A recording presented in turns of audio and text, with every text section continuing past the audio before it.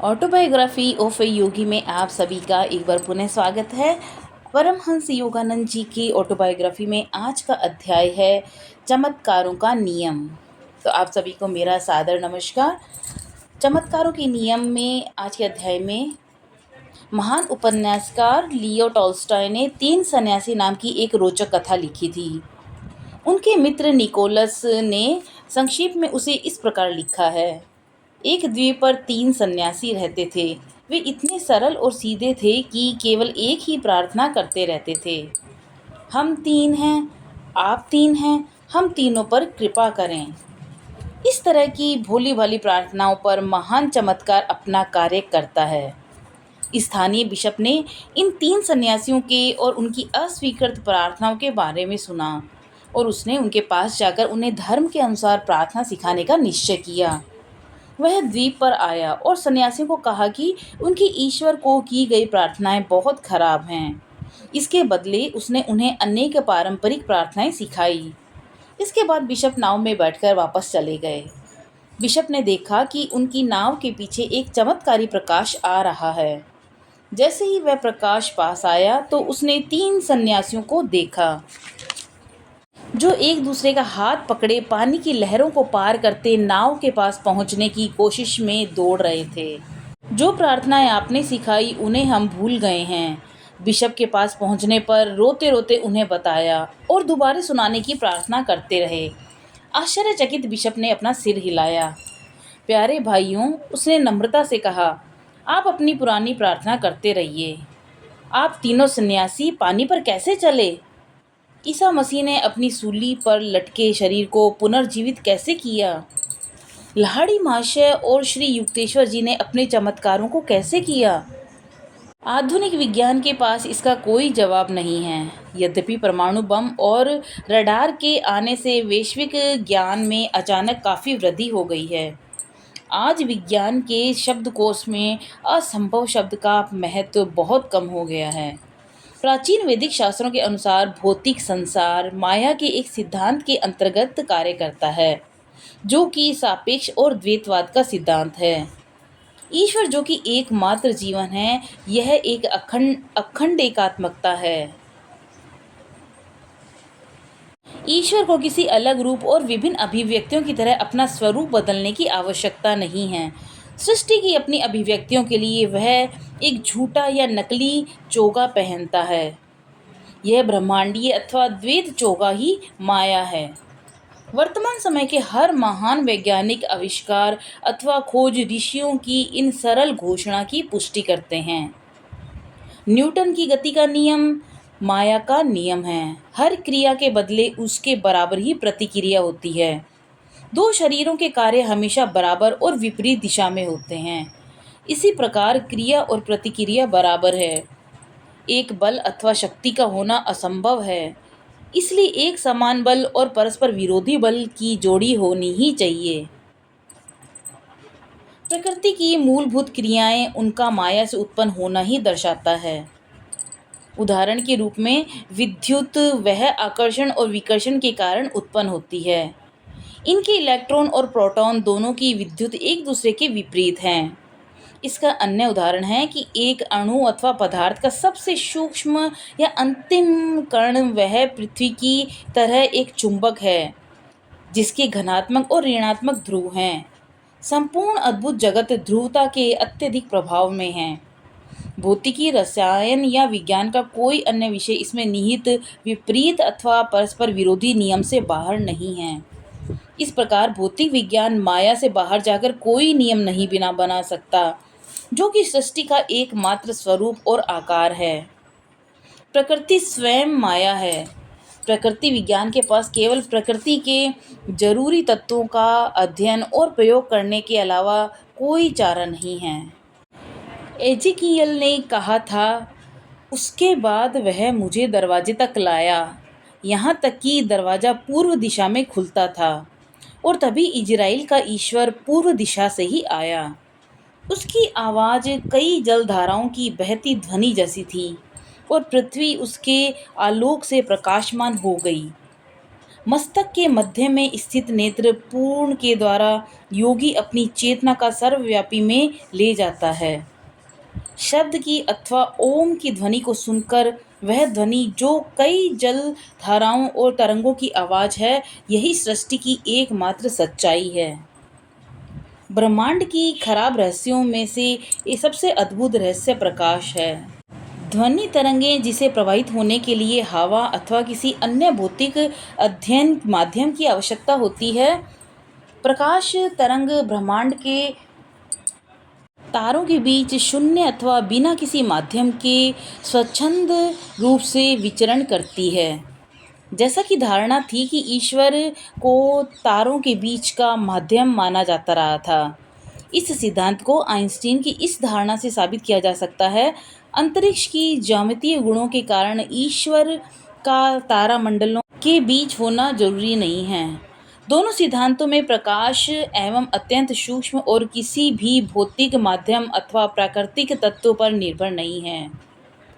Einstein की विशाल अवधारणा की प्रकाश की जो प्रति सेकंड की गति होती है, यह उसके सापेक्षता के सिद्धांत पर आधारित है।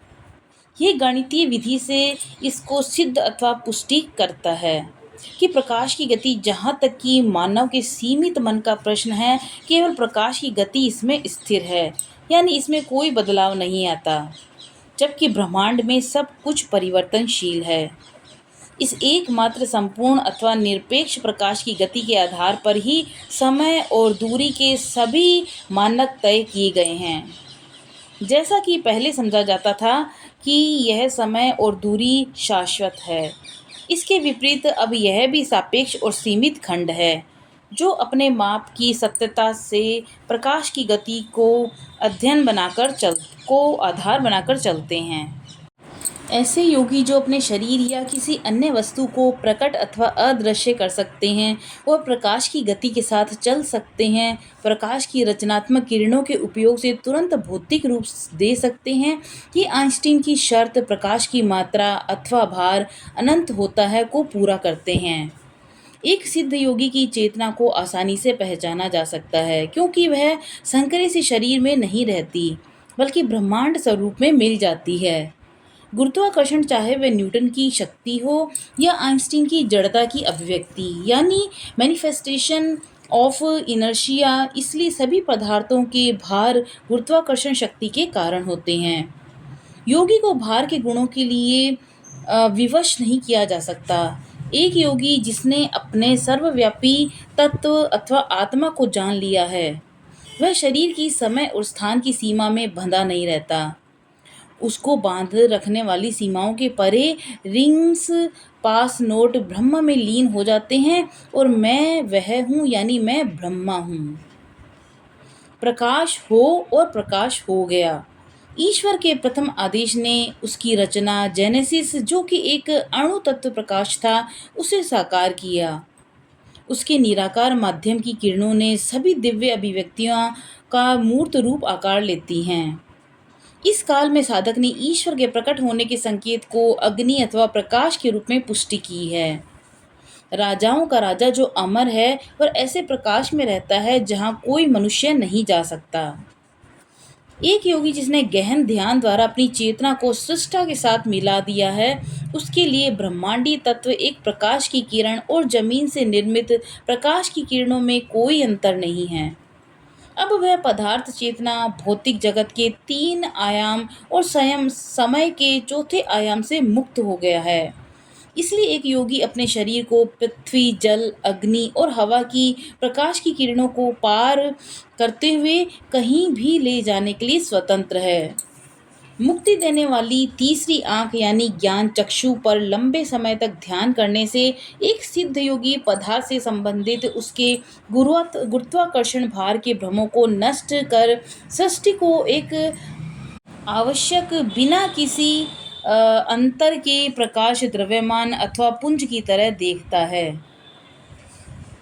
हार्वर्ड के डॉक्टर एलटी के अनुसार आँखों में बनने वाले चित्र छपाई में प्रयुक्त बिंदु चित्रों के सिद्धांत पर बनते हैं, यानी इनकी रचना छोटे छोटे बिंदुओं से होती है जिन्हें आँखों से नहीं देखा जा सकता। रेटिना अथवा नेत्र पटल की संवेदनशीलता इतनी ज़्यादा होती है कि बहुत कम प्रकाश में भी देखा जा सकता है। जब एक सिद्ध योगी प्रकाश तत्व को अपने दिव्य ज्ञान से देखता है, तब तुरंत ही वह उन सर्वव्यापी प्रकाश अणुओं को किसी भी प्रत्यक्ष रूप में देख सकता है। चाहे वह एक वृक्ष, एक दवा, एक मनुष्य, या उसका किस रूप में वो देखना चाहता है, इसका निर्धारण भी वही योगी अपनी इच्छा शक्ति और मानस चित्रण पर करेगा। स्वप्न चेतना में मनुष्य की पकड़ अपने अहंकार की सीमा, जो उसे हर दिन घेरे रहती है, ढीली हो जाती है। उसके मन के पास उसे नींद में अपने को सर्वशक्तिमान दिखाने का अवसर मिल जाता है और उसे नींद में अपने वर्ष पुराने मृत मित्र, सुदूर द्वीप और बचपन के दिन फिर से दिखने लगते हैं। मुक्त और बिना किसी शर्तों वाली चेतना, जो सभी मनुष्यों को अपने सपनों में थोड़े समय के लिए अनुभव होती है, ईश्वर में मग्न योगी के मन में यह संपर्क हमेशा मुक्त और बिना किसी बंधन के होता है।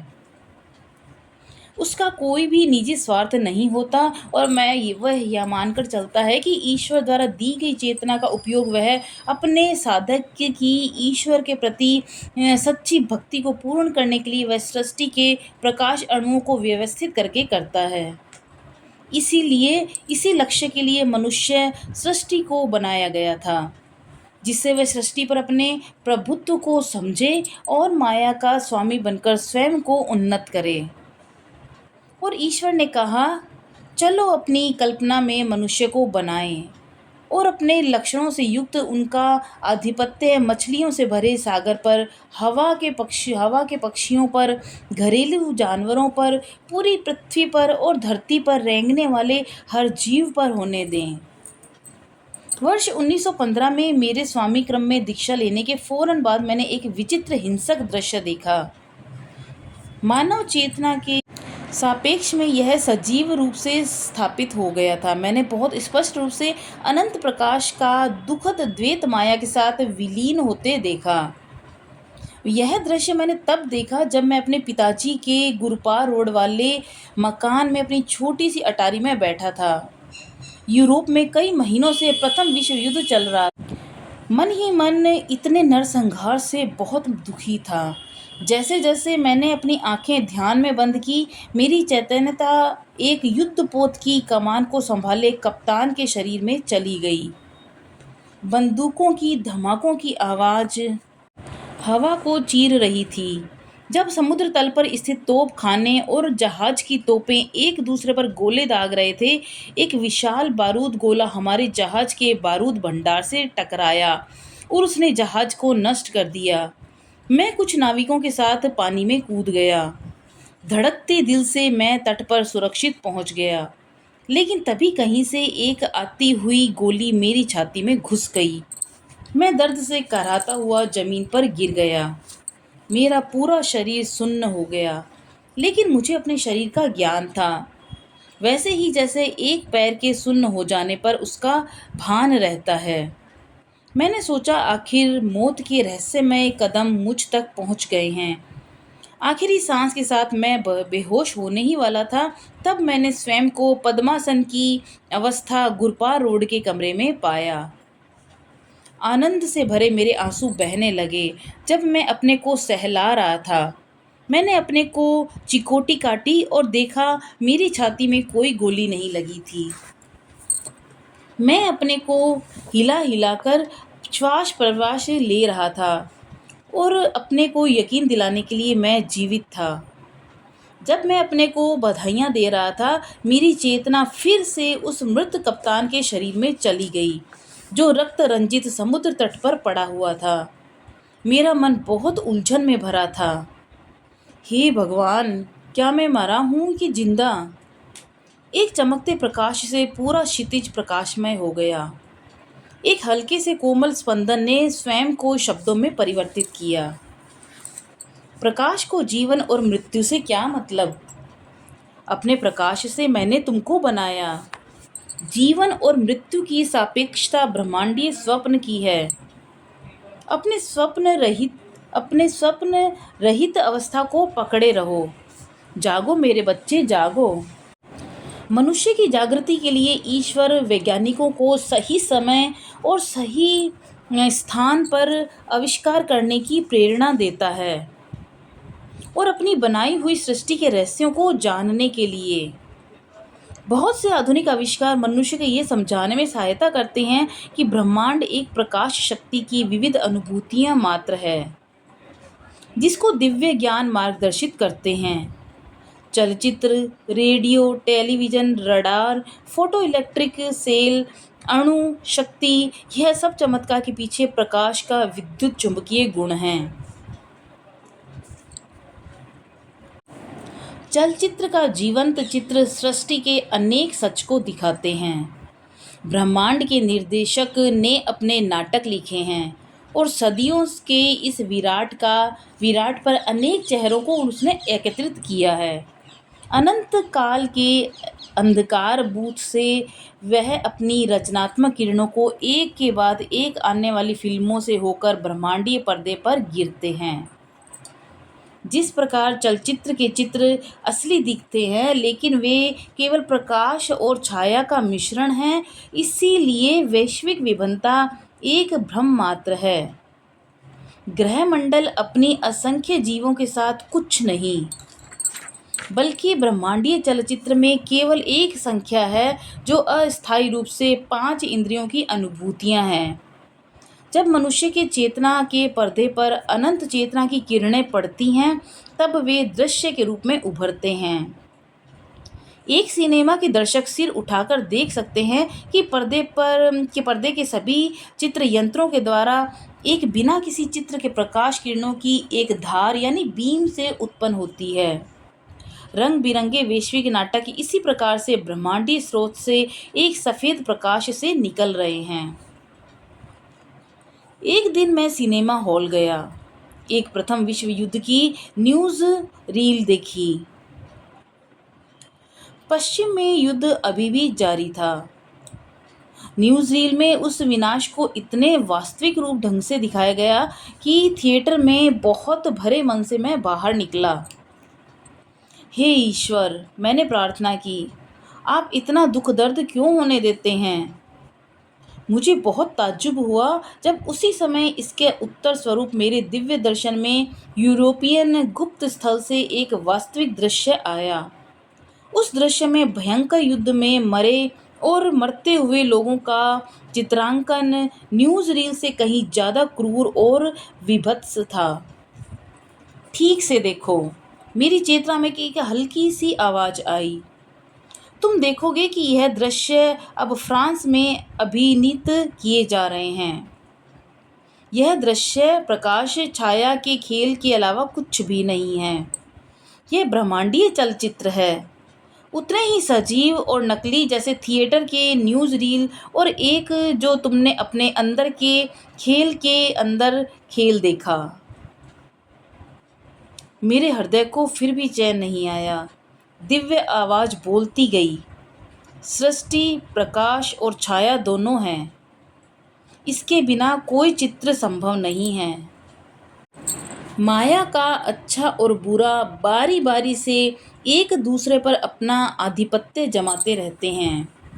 यदि इस विश्व में अनवरत खुशी होती तो क्या मनुष्य कभी एक दूसरे को दृढ़ता से बिना दुखी हुए वह शायद ही कभी यह याद करने में प्रवाह करता कि उसने अपना अनंत घर छोड़ दिया। दुख एक याद दिलाने वाला तीर है। इससे बचने का रास्ता ज्ञान है। मृत्यु की दुर्घटना अवास्तविक है। जो इसे देखकर कांप जाते हैं वे एक अज्ञानी अभिनेता है, और जो डर के मारे स्टेज पर मर जाता है जबकि उस पर एक खाली गोली के अलावा कुछ नहीं दागा जाता। मेरे बच्चे प्रकाश के बच्चे हैं। वे कभी भी क्रम अथवा मिथ्या में हमेशा के लिए कभी नहीं सोएंगे। अब अंत में यकीन आ जाता है कि यह सृष्टि एक विराट चलचित्र ही है और इसके अंदर नहीं बल्कि इसके पार इसकी अपनी वास्तविकता है। जैसे ही मैंने यह अध्याय लिखना खत्म किया है, मैं अपने बिस्तर के ऊपर पद्मासन की स्थिति में बैठ गया। कमरे में 2 लैंपों से बहुत हल्की रोशनी आ रही थी। मैंने अपनी नज़र उठाई तो देखा कि छत पर एक छोटी-सी सरसों जैसी पीली लाइट के बिंदु थे, जो हिलते हुए रेडियम की तरह चमक रहे थे। असंख्य प्रकाश की किरणें, जिसे बारिश की चादर एक पारदर्शी किरण बनकर शांति से मुझ पर वर्षा कर रही थी। उसी समय मेरे भौतिक शरीर ने अपनी जड़ता खोई और वह एक सूक्ष्म देह बन गई। मुझे तैरने जैसा अनुभव हुआ। मैं बिस्तर से थोड़ा ऊपर अपने भारहीन शरीर को बाएं और दाहिने झूलते हुए महसूस कर रहा था। मैंने कमरे के चारों तरफ देखा। फर्नीचर और दीवारें पहले की तरह थी, लेकिन छोटा सा प्रकाश का टुकड़ा इतना ज़्यादा बढ़ गया था कि छत अदृश्य हो गई थी। मैं आश्चर्यचकित था। यह ब्रह्मांडीय चलचित्र यंत्र रचना है। जैसे प्रकाश के बीच में से आवाज़ आई, तुम्हारे बिस्तर की सफ़ेद चादर पर अपनी किरणें बिखेरकर इसने तुम्हारे शरीर का चित्र बना दिया। रुको, तुम्हारा स्वरूप कुछ नहीं, केवल प्रकाश है। मैंने अपने हाथों को देखा, उन्हें आगे पीछे हिलाया, फिर भी मुझे उसमें कोई भार नहीं लगा। मेरे अंदर एक परमानंद ने मुझे आत्मविभोर कर दिया। ये ब्रह्मांडीय प्रकाश जो मेरे शरीर की तरह खिला हुआ था, वह सिनेमा हॉल के प्रोजेक्ट से निकलता प्रकाश बीम की तरह प्रतीत हुआ, जो स्क्रीन पर एक पिक्चर बना रहा था। काफ़ी समय तक मैंने अपने शयन कक्ष में हल्के प्रकाशित थिएटर में स्वयं के शरीर के चलचित्र का अनुभव लिया। ध्यान में इतने दृश्यों को देखने के बावजूद कोई भी इतना निराला नहीं था। जब मेरे ठोस का भ्रम पूरी तरह से विलुप्त हो गया, तब और ज्ञान मेरे अंदर गहराई तक पहुंचा तो मैंने पाया सभी वस्तुओं का सार प्रकाश ही है। मैंने ऊपर प्राण कणों की धड़कती धारा को देखा और उनसे याचना करने लगा, दिव्य प्रकाश, कृपया करके मेरे इस तुच्छ शरीर को अपने में ले लीजिए। यहाँ तक कि एलिजा को भी अग्नि की ज्वाला ने स्वर्ग की ओर खींचा था। यह प्रार्थना बहुत चकित कर देने वाली थी। बीम गायब हो गई। मेरा शरीर अपने सामान्य वजन और बिस्तर पर धंस गया था। छत की चमकती लाइट झपझपाई और फिर गायब हो गई। मेरा धरती छोड़ने का समय अभी नहीं आया था। इसके अलावा मैंने दार्शनिक अंदाज में सोचा, हो सकता है पैगंबर एलिजा मेरी इस विचार से नाराज हो गए हों। तो ये था आज का अध्याय, चमत्कारों का नियम।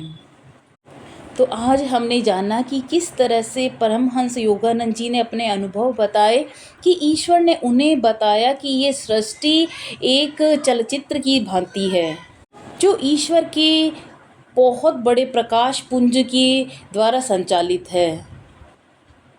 तो उनकी जो इतना बड़ा विस्तार जो प्रकाश है, उसकी छोटे छोटे प्रकाश पुंज हम सब में निहित है, और वही ये पूरी विश्व है, यही ये पूरी दुनिया है जो एक चलचित्र की भांति दिखाई दे रही है।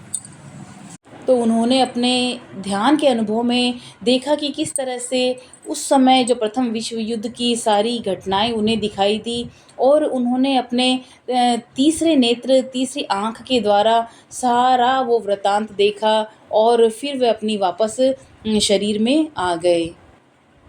किस तरह से ईश्वर ने उन्हें दिव्य दर्शन दिए और ये पूरा क्रम समझाया जीवन का, कि ये संपूर्ण जीवन, हर एक मनुष्य, वृक्ष, दवा, प्राणी, जो भी एक एक कण कण है, सभी में सिर्फ प्रकाश का ही पुंज है। ये सिर्फ ईश्वर और सृष्टि, ये सारी सृष्टि ईश्वर का ही रूप है। तो बहुत ही एक अद्भुत आज का अनुभव था। तो आपको ये कैसा लगा? कल फिर मिलते हैं एक नए अध्याय के साथ, जिसका शीर्षक है पवित्र और पूजनीय माँ के साथ साक्षात्कार। तब तक के लिए नमस्कार।